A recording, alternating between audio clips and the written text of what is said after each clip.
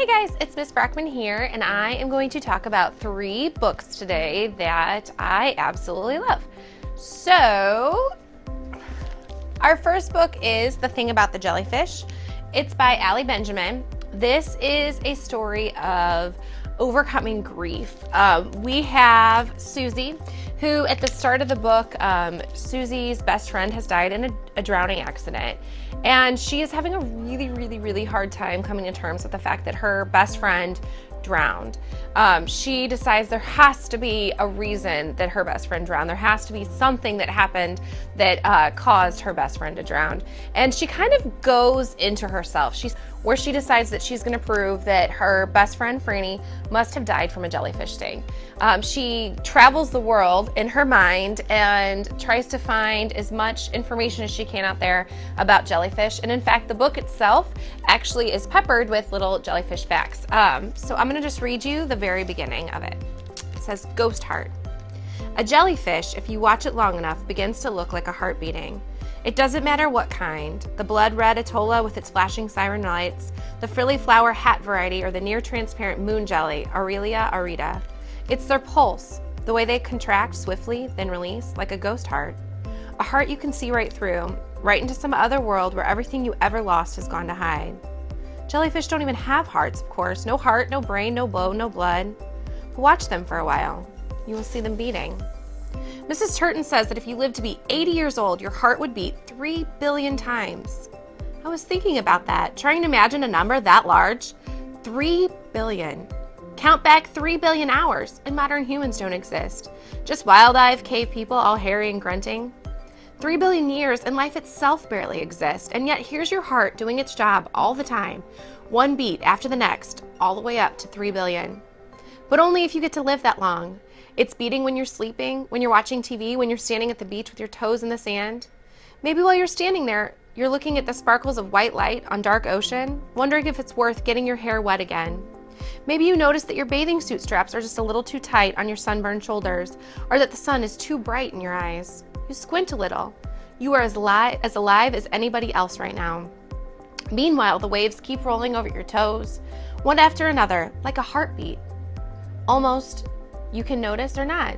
And the elastic is digging in, and perhaps what you notice more than the sun or the straps is how cold the water is, or the way the waves create hollow places in the wet sand beneath your feet. Your mom is off to your side somewhere. She's taking a picture, and you know you should turn to her and smile, but you don't. You don't turn, you don't smile, you just keep looking out at the sea.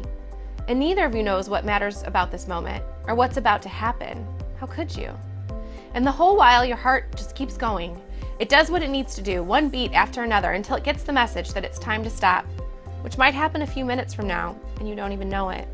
Because some hearts beat only about 412 times, which might sound like a lot, but the truth is, it barely even gets you to 12 years old. So that's The Thing About the Jellyfish by Ali Benjamin. Definite good read about a girl who has to overcome this awful. What we'll talk about is actually a Truman nominee for this year. And if you ever want to know our Truman nominees, you just have to look at our little Truman sticker on the side. This is Midnight Thief. It's by Livia Blackburn. This is the first in a series. And this is a fantasy book. So if you are a fantasy reader, you are absolutely going to love this book. Our main character is Kyra. Kyra is poor. She is a thief. She's extremely acrobatic and really good at getting in and out and up and down places, like better than anyone in the entire world that they live in. She, at the beginning of the book, has been asked to steal something from the palace, which is extremely dangerous. She goes to the palace. She cannot find what this person has wanted her to search for. And so she goes back empty-handed, but he still pays her. So her and her best friend Jack know something weird is going on.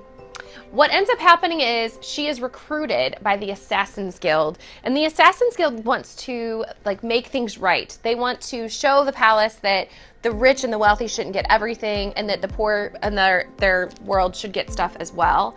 James is the leader of the Assassin's Guild, and Kyra decides she's going to join. She can earn a lot of money, she has a lot of people to take care of, and so she's going to do whatever she can to make sure that her friends and family are taken care of.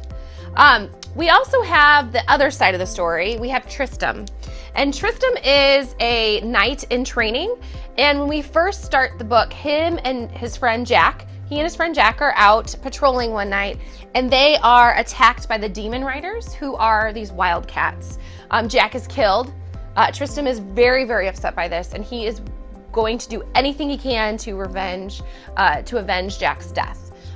So what ends up happening is one night Kyra goes to the palace like she normally does, and her and Tristram end up having their worlds collide. There is a twist to the book. Kyra does find out a lot about her past that she hadn't remembered before. So this is a great, great fantasy book.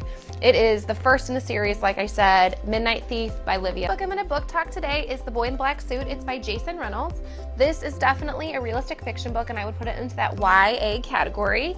This is actually on the short list of Gateway nominees for next year.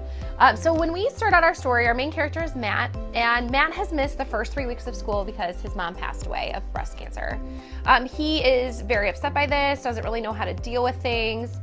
He at first is supposed to work at a bank for this work-study program. He didn't really want to work at the bank. He thought it'd be really boring, but he liked having the money coming in, and because of his mom passing away, his dad's gone into this downward spiral. Bills are not getting paid. He knows, okay, this bank job's going to help pay the bills. However, since he missed that first 3 weeks of school, the work-study program went to somebody else. He decides he has to get a job. So he goes to the local Cluck Bucket, which is the fast food joint nearby. While he's there, he's filling out an application. Mr. Ray walks in, and Mr. Ray owns the funeral home. And he also knows Mr. Ray because he was friends with his parents. And they start talking, and Mr. Ray offers him a job at the funeral home. At first, Matt says, no, I don't want to work at the funeral home. And then a kid comes in, pukes all over the Cluck Bucket, and that sealed the deal for Matt. He doesn't need to work at this fast food joint. So he goes to work at the funeral home. Every day he goes to school, he also has to wear this black suit now. Because when you work at a funeral home, you have to dress up. You can't wear jeans and a t-shirt. And so he goes to school every day in this black suit, goes to the funeral home when he's finished with school, and makes his $15 an hour. This story is definitely one about overcoming grief. Matt also meets a girl. Her name is Lovey. And Matt thinks he's been through a lot, but he doesn't realize how much he's been through. Matt knows he's been through a lot, but Lovey's been through even more than what Matt has gone through. Lovey never cries. She's pretty tough, and he tries to break through her exterior, all the while trying to deal with his own grief from his mom dying. Great, great book, The Boy in the Black Suit by Jason Reynolds. All right, just to recap, we have The Boy in the Black Suit, which I just finished, by Jason Reynolds. We have The Midnight Thief by Livia Blackburn, awesome Truman nominee fantasy. And finally, we have The Thing About the Jellyfish by Allie Benjamin. So hopefully one of these books catches your eye and you want to come check one out today.